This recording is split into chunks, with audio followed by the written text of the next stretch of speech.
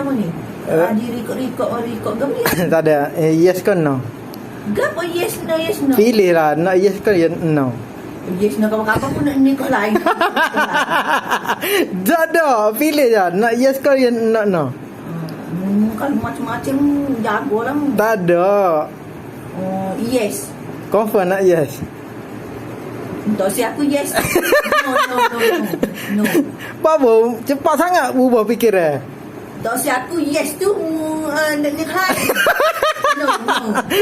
Kau no Tuhan dia sedang berjuang, jaga dia, lindungi dia, karena ada yang menunggunya untuk pulang.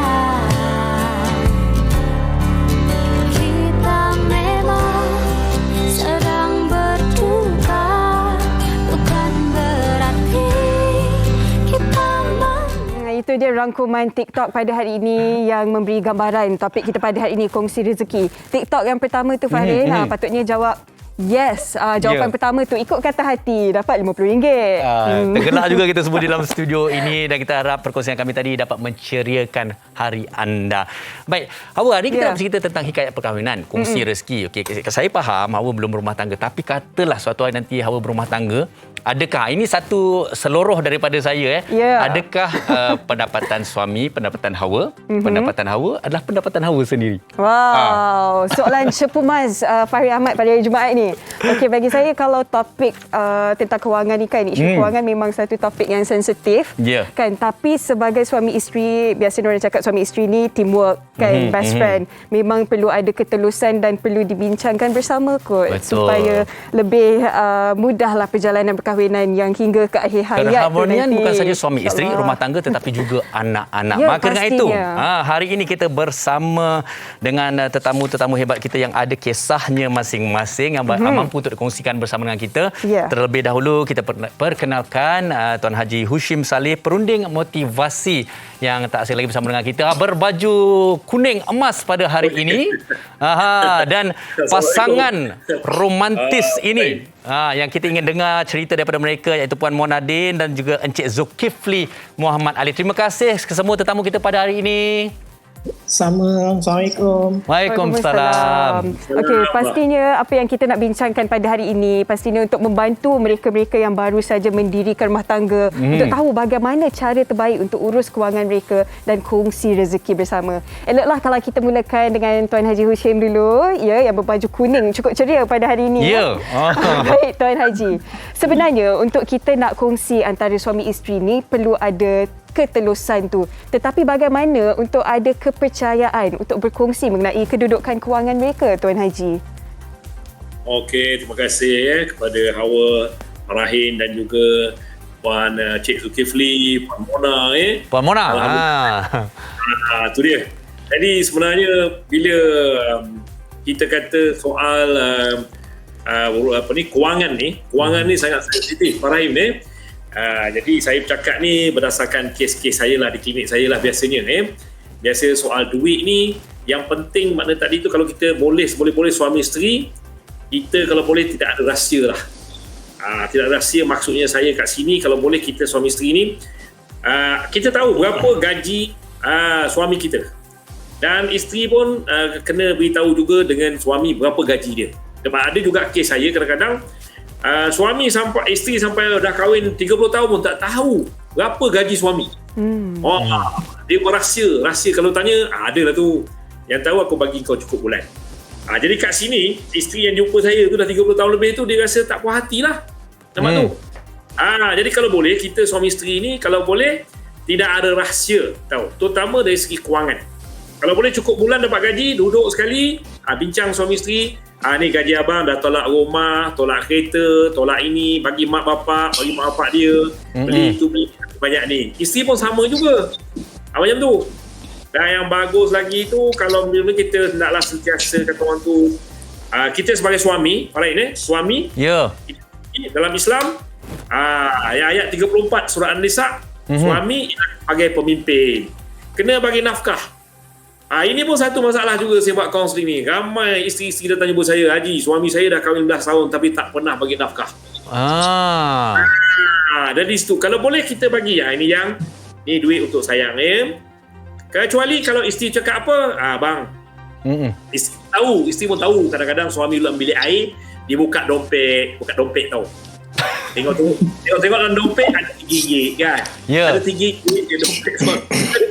Jadi isteri tu pulang balik. Pulang apa? Bang, saya terima nafkah ni tapi sekarang ni saya pulang balik pada abang kan.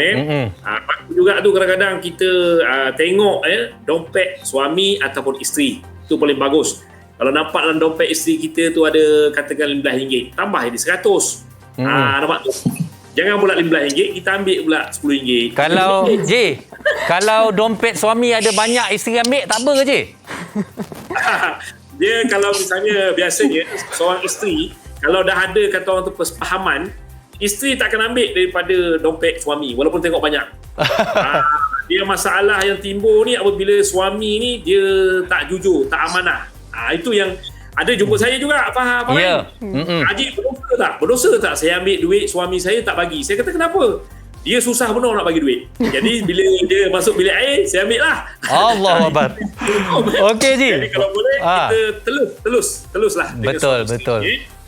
Seronok dengan Haji Ucup ni, banyak kisah benar ni beliau kongsikan ni. Okey, tetapi baru-baru ini mungkin ramai yang tahu ada satu kisah yang tular mengenai pasangan suami isteri ini yang bersama dengan kita pada hari ini, iaitu Puan Monadin dan juga Encik Zulkifli. Yalah, macam kita tahu rumah tangga ni ada pasang surutnya. Masing-masing ada kerjaya, masing-masing mungkin juga ada turun naik pendapatannya. Okey, mungkin Puan Mona dan juga Encik Zulkifli ada kisah menarik anda berdua yang boleh dijadikan inspirasi untuk kita pada hari ini. Silakan, mungkin sebagai pembuka ni. Assalamualaikum, terima kasih. Baru-baru ni memang, bukan baru, dah lama lah dia viral mengenai kisah di mana saya menyelitkan wang di dalam handbag isteri saya. Tapi sebenarnya itulah amalan yang selalu saya buat lah. Sebenarnya saya memang selalu akan buka bag, check tengok duit dia ada ke tak ada, jadi saya akan masukkan duit. Jadi setiap kali kalau dia nak ke mana-mana, saya akan pastikan kalau dia pagi nak pergi tu, saya malam saya akan check. Saya check bag dia, tengok ada duit ke. Sebab perempuan ni dia PN dia tak suka simpan duit banyak-banyak. Jadi dia menyerahkan semuanya kepada saya. Tapi kalau dia memerlukan duit yang banyak, dia akan bagi tahu dengan saya lah. Jadi saya akan bagi wang tu kepada dia. Ini soal toleransi dan juga kefahaman lah. Maksudnya mana kita masing-masing kena ada satu sikap percaya antara satu sama lain lah. Sebab konsep perkahwinan tu sendiri adalah perkongsian. Jadi apa saja yang ada tu kita kena kongsi, kita kena jujur dengan pasangan kita. Encik Zulkifli percaya pada konsep jujur dan bertoleransi kan. Dan difahamkan Puan Mona seorang wanita yang berkejaya juga sejak awal perkahwinan lagi percaya dengan suami untuk menguruskan kewangan itu. Dan bagaimana setakat ini kalau kita lihat itu cukup membantu anda dalam kehidupan berumah tangga, Puan Mona? Sebenarnya untuk sesiapa sajalah kan, memang kita wajib percaya kepada suami kita. Tapi sebelum kita membuat sesuatu tindakan, macam contohnya dalam kes saya bila saya tulis di dalam FB, yang daripada awal kahwin saya serahkan ATM card saya kepada suami. Saya kata kat dia, so mulai hari ini you manage our finance together. Masa tu belum ada anak, so saya kata sampailah kita ada anak, insyaAllah dah sepanjang perkahwinan. Sebenarnya untuk seorang wanita ataupun seorang isteri melakukan perkara tu agak benda yang sangat besar kan, tapi dia kenal suami saya. Setiap wanita yang mahu melakukan perkara itu harus betul-betul mengenali suami untuk mempercayai beliau kan. So dalam macam kes saya sebenarnya, daripada masa bercinta dan masa berkenal pun, saya memang the reason kenapa saya pilih dia sebab saya rasa beliau adalah seorang lelaki yang sangat amanah, sangat jujur kan. So saya bukan melihat ni daripada kacamata saya sebagai seorang isteri ataupun seorang girlfriend masa tu kan. Sebab kita ni kalau bercinta selalu dikelaburi kan oleh rasa cinta, tapi saya memang check dengan kawan-kawan ya, satu office, bos dia, keluarga, kawan-kawan. So kadang-kadang kita akan dapat mengenali seseorang tu by checking with others, close parties kan. So bila saya rasa beliau memang betul seorang yang sangat bertanggungjawab, amanah, so saya mulakan kehidupan pernikahan kita orang dengan bagi suami saya yang jaga seluruh kewangan. Tapi sebenarnya kisah ini sebenarnya bermula daripada kita orang nak kahwin lagi. So bila kita berkenal, bercinta masa tu, suami saya pun tidak ada simpanan walaupun 1 sen, saya pun tidak ada simpanan walaupun 1 sen, tapi kita suka each other dan saya ajak dia, jom kita kahwin. Saya yang ajak dia kahwin. Sweet. Saya kata saya pun tak nak bercinta lama-lama, kalau you betul-betul suka jom kita kahwin. Tapi sebab kita dua-dua tak ada duit dan kita pun tak nak pinjam daripada mak bapak ke apa, kita ambil personal loan. Masa tu saya dan dia berkongsi ambil personal loan sebanyak 4,000, dan duit personal loan itulah kami kongsi untuk kenduri di kedua-dua belah pihak tanpa berhutang dengan sesiapa, tanpa mak bapak keluar duit dan sebagainya. So dalam duit 4,000 itu saja. Jadi bila kita memulakan perkongsian hidup dengan share keuangan yang sebegitu, kita membayar bersama. So secara tidak langsung sebenarnya kisah saya memberikan tanggungjawab pada suami untuk manage kita punya kewangan ini disebabkan oleh bentuk keadaan masa tu mungkin kan yang menjadi punca, dan dia berterusan alhamdulillah sampai ke hari ini. Sampai ke hari ini mereka ada satu orang kata perniagaan yang juga berjaya. Nanti kita nak kongsikan juga tentang tu. Tapi kita nak kembali kepada Haji Hushim sendiri lah. Okey, Haji, kalau kita mendengar cerita Puan Mona dan juga Cik Zulkifli ni, sebenarnya satu kepercayaan yang sangat besar diberikan kepada seorang suami. Bermakna suami itu memegang amanah yang sangat besar. Segala-gala pendapatan diserahkan untuk ditakbir oleh seorang suami. Okey, kalau katalah di luar sana seorang isteri mempercayai suami setahap ini sekali, apa tanggungjawab dan amanah yang suami ini perlu pastikan supaya dia orang kata tidak menjadi seseorang yang tidak amanah dan tidak bertanggungjawab? Apa dia nak kena pastikan tu? Okey, terima kasih Farain. Tahniahlah kepada Puan Mona dan juga Tuan Zul. Saya dengar tu pun saya rasa Allah hebatnya. Kalau ada lah pasangan-pasangan macam ni dekat Malaysia, insya-Allah saya ingat kadar perceraian kita amat rendah. Saya bercakap sebagai seorang kaunselor lah. Banyak perceraian bermula daripada masalah kewangan. Sebab apa, balik-balik pada soalan Farain tadi, maknanya kalau dah isteri kita macam Puan Mona tadi kan, dah bagi kad, dah bagi serba-serbi kat suami, percaya habislah macam tadi kan. Jadi di situ tugas kita sebagai suami, kena amanah, kena jujur. Maknanya kita tak bolehlah guna duit itu untuk pergi nak pasang cawangan baru ke. Bagus. Beli sport rim kereta je. Orang lelaki ni satu, bila duit banyak je dia jadi tak sedar diri tu. Jadi kat sini perlunya suami macam Cik Zul ni, maknanya tadi bukan apa tu, duit tu tadi tu betul-betul diamanahkan oleh isteri kita. Kita maknanya membina hala tuju untuk keluarga kita, anak-anak kita dengan duit kita bersama tu. Itu benar. Kita balik-balik dalam Al-Quran pun, mana Allah pun berfirman dalam surah An-Nisa 34, suami ialah sebagai pemimpin. Kena sediakan tempat tinggal, makan, minum dan sebagainya. Tapi dah suami, isteri dah bagi kat kita kepercayaan, maka kita hendaklah kata orang tu gunakan duit itu. Pertama sekali, memanglah isteri bagi itu, maknanya isteri percaya kat kita, bukan 100% ni Puan Mona percaya kat Cik Zul ni. 300%. Saya nampak pula tu. Puan Mona pula ajak kahwin. Hebat tu. Sebab dia percaya kat Cik Zul. Dia percaya kat Cik Zul ni. Ini lelaki ni. Saya dengar adik pun saya pun sama juga Puan Mona dulu kahwin. Memang duit 1 sen tak ada. Kami dua cikgu kan, gaji masa tu RM405, boleh? Mana ada. Jadi betul-betul balik dan kita kumpul bersama, dan insya-Allah keberkatan tu. Tapi yang penting suami kena amanah, kena jujur. Maknanya bukan apa tu, katakan untuk bayar rumah ke, untuk bayar kereta ke, untuk makan minum, untuk sekolah anak-anak, tuition anak-anak. Dan satu lagi saya nak juga, kalau boleh, kita kadang-kadang isteri ni kadang-kadang bila dah bagi serba-serbi tu, dalam dompet dia tu kadang-kadang RM5 nak pergi kerja. Nampak tu? Jadi kita sebagai suami ni, bila isteri masuk bilik air, kita ambil ni dia punya handbag. Kadang handbag suami isteri kita tu besar tapi dalam tu ada apa Farahin? Ada minyak apa tu, minyak ni, minyak apa tu, Gapak. minyak cat kapak ada. Macam-macam dalam tu ada. Ingat nak cakap minyak pengasih. Itu dia yang dah habis 3 tahun. Jadi kadang-kadang handbag tu berat, nampak macam tengok orang perempuan ni handbag memang besar, kalah, tapi duit dalam kadang-kadang tak ada. Nak minta dengan suami, takut nanti suami tak bagi. Jadi kalau boleh kita suami, bila isteri kita duduk bilik air ke apa, kita buka selongkar balik. Banyak apa? Tisu. Kalau sekarang ni banyak lah, fresh mark ni banyak. Tutup muka dah. Ya. Satu tak Kita cukup. tambahlah Farid. Tambahlah kalau dia ada RM10. Ya, ya. RM10 macam tu. Jadi Ya. itu penting. Ya. Setuju Tuan Haji.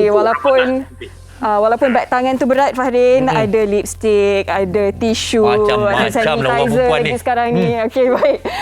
Tapi kan Tuan Haji, pastinya bukan semua orang telus, bukan semua orang jujur dengan pasangan. Macam mana kita nak tangani tu?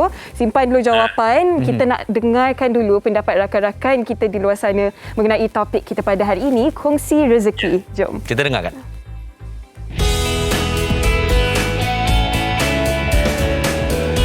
Pada saya tak salah untuk kita berkongsi rezeki. Kita boleh membahagikan komitmen keuangan mengikut peranan masing-masing. Tetapi pada pasangan yang memilih untuk menguruskan keuangan secara bersendirian, mungkin suami sahaja yang menguruskan keuangan ataupun sebaliknya, ataupun isteri sahaja yang menguruskan keuangan, ada pro and con, di mana jika seseorang itu menguruskan secara bersendirian, dia lebih mudah kerana kita boleh mengikut cara kita yang tersendiri, tak terikat dengan cara orang lain, as long as all the commitments settle on time. Masing-masing boleh memberikan peranan dan tugas masing-masing.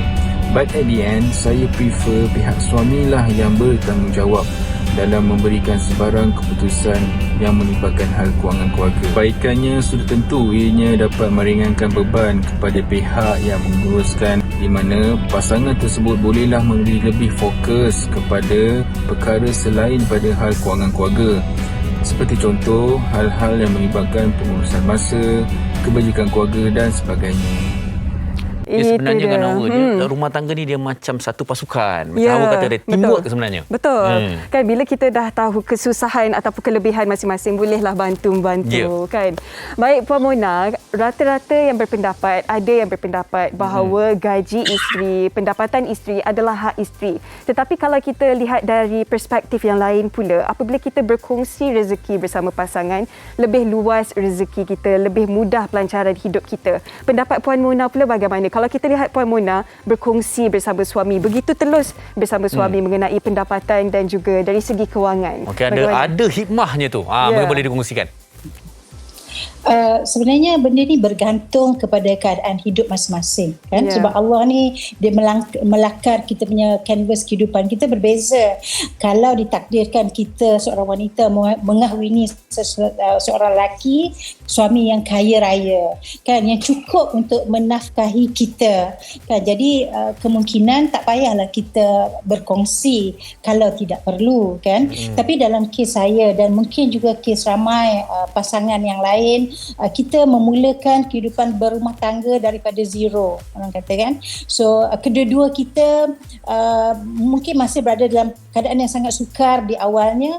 Jadi kalau dalam keadaan macam tu, saya suka untuk menasihatkan kepada suami isteri untuk berkongsilah rezeki, sebab kita membina perkongsian hidup bersama. Kan, kalau kita sama-sama berkongsi, kita share, kita telus, kita amanah, kita bekerja sama, kita hormat menghormati kan, kita selain daripada kita cinta mencintai, insya-Allah rasanya rumah tangga kita akan lebih rukun, lebih damai kan, dan kita dapat hidup dalam keadaan yang lebih baik. Tapi andai kata sampai satu ketika kalau pendapatan suami pun dah lebih banyak, so bolehlah suami mengambil tanggungjawab itu sepenuhnya untuk menafkahi isteri dan juga keluarga, sebab memberi nafkah itu adalah kewajipan seorang suami kan. Tapi untuk kalau kita tidak berada di keadaan itu, maka berkongsi itu, jika pilihan yang lebih baik, berkongsilah dengan hati yang lapang dan telus, dan suami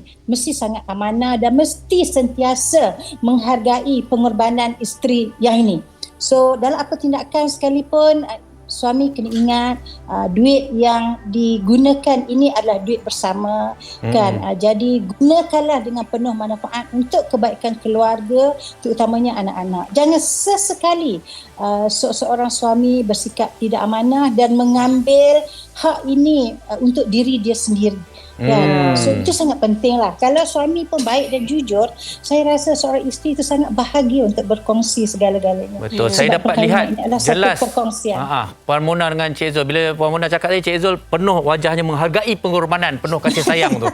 Okey. Cik Zul, kebiasaannya ibu ayah lah rumah tangga sebagai ibu dan ayah merupakan cerminan kepada anak-anak mereka sendiri. Jadi adakah apa yang Puan Mona dan juga Cik Zul amalkan ini juga dinasihatkan, diterapkan, dididik kepada anak-anak?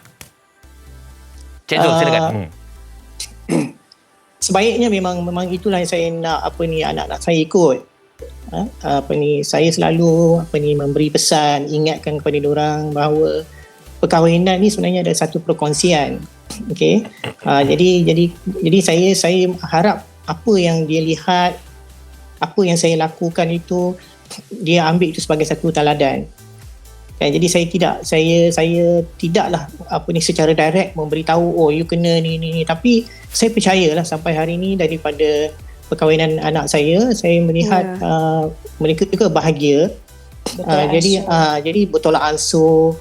Jadi setakat ni saya tak pernah tengok mereka ada apa perselisihan pasal duit ke, semuanya dikongsi bersamalah, maknanya berkongsi. Jadi saya rasa contoh melalui tauladan lah, maknanya apa yang kita buat tu mungkin itu yang dilihat oleh anak-anak sebenarnya dan diikuti oleh pastinya kalau kita lihatkan Tuan Haji Hushim, pastinya apa yang dilakukan ibu bapa diikuti oleh anak-anak dan seterusnya, generasi-generasi seterusnya.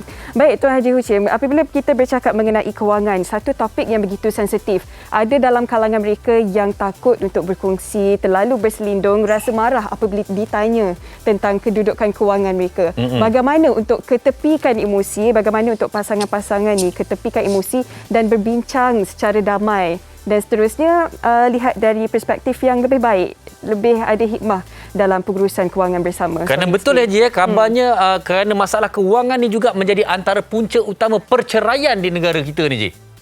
Ya, betul lah Farain. Memang betul. Saya sebagai kaunselor, jadi satu hari 2 kes lah saya buat. Dan kebanyakannya berpunca daripada masalah kewangan. Lagi pula masa pandemik COVID. Masa pandemik ni lagi banyak kes. Sebab apa, suami dah kena berhenti kerja, suami isteri tak ada kerja dan ramai yang kita kata terkesan. Tapi berbalik-balik kepada soalan Hawa tadi, yang mana kita kata kita suami isteri ni yang penting kat sini, kalau misalnya dah mula tidak ada persefahaman pasal kewangan ni, lepas tu kalau bagusnya macam Puan Mona dengan Cik Zul tu, maknanya sebelum kahwin tu dah bincang tau.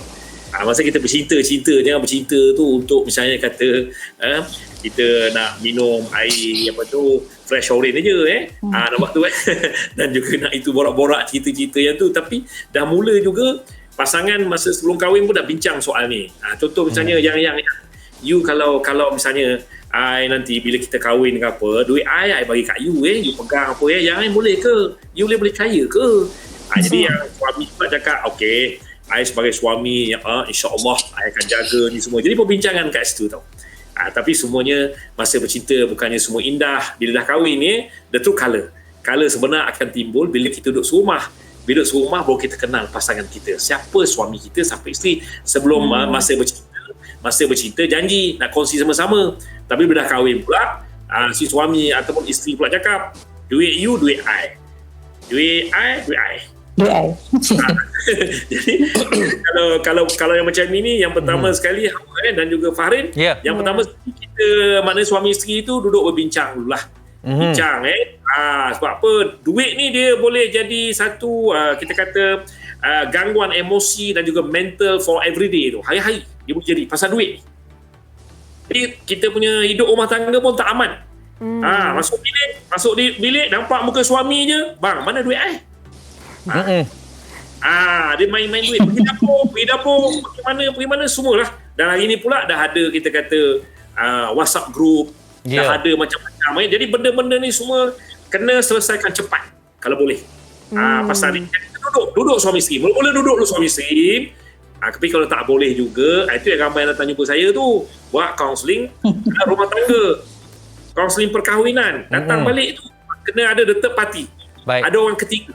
Tapi saya tertarik dengan Cik Zul tadi, mana sebagai ayah, sebagai ibu bapa, kita kena membimbing anak-anak kita.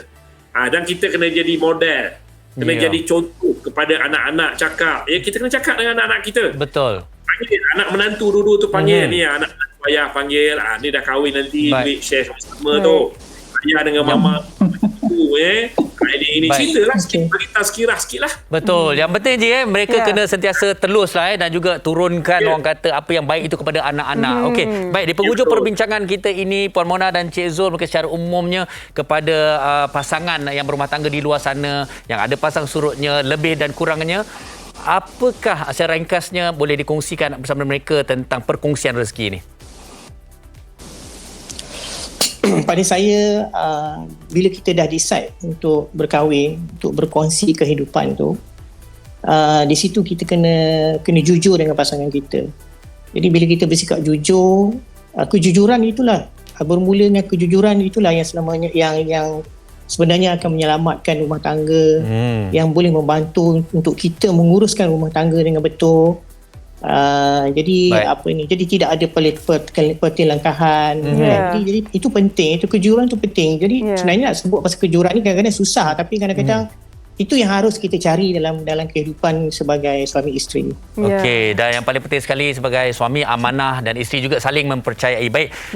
Sekali lagi kita ucapkan terima kasih kepada Tuan Haji Hushim Saleh dan juga Puan Mona Din serta Cik Zulkifli Muhammad Ali kerana banyak yang telah berkongsi bersama dengan kita tentang topik berkongsi rezeki ini. Terima kasih sekali lagi. Assalamualaikum semua. Assalamualaikum. Waalaikumsalam. Okey. Itu dia, Farin. Banyak pengisian yang kita dapat, tapi apapun kita berehat seketika, jangan ke mana-mana, kembali lagi selepas ini.